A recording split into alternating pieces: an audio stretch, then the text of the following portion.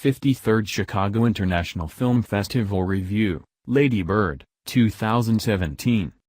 November 5, 2017 by Robert KOJDER. Leave a comment. Lady Bird, 2017. Written and directed by Greta Gerwig.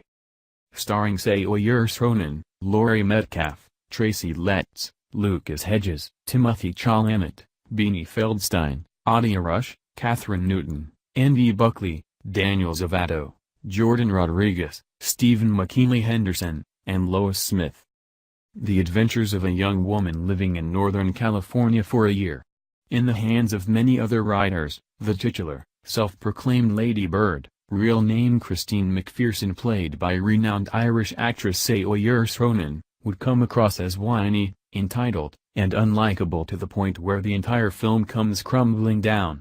Fortunately, Greta Gerwig is unlike most writers, as her directorial debut is a charmer that explores the complex bond between a mother and daughter on the cusp of adulthood. Bolstering the heated arguments are the pair's opposing yet similar personalities. We get the sense that 30 or 40 years ago Marion, the strict, authoritative, but loving mother Laurie Metcalf embodies, was exactly like Lady Bird before fully maturing, and that we're watching clones clash.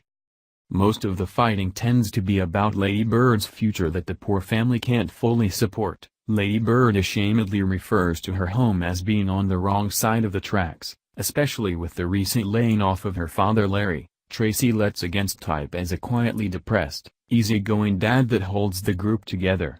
Arguments regarding Lady Bird's hard dead set on getting the hell away from Sacramento, which she hilariously refers to as the Midwest of California, to attend a college in New York where culture exists, will possibly come across as off-putting and snobbish to some, but the dialogue and performance effectively portray this as strong-willed ambition more than anything.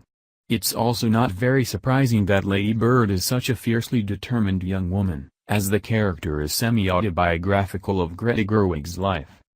What ensues is a freewheeling dramedy that spends 1-2 years of Lady Bird's life, going through typical female high school experiences.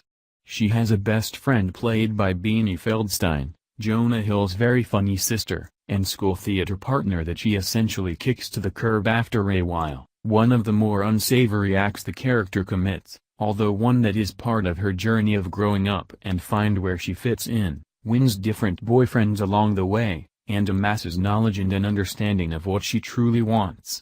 On paper, none of these concepts are very refreshing, but the success is all in the witty comedic dialogue and sharp observations that capture the early 2000s, a time of drastic changes among many workforces.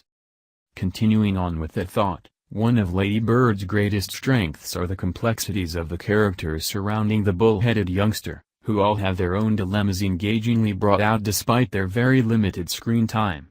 Honestly, there are multiple characters ranging from various friends over the years to her own father. There is a warmness and personality and tenderness in their relationship that we, unfortunately, don't get to see enough of, who could have benefited from slightly more material.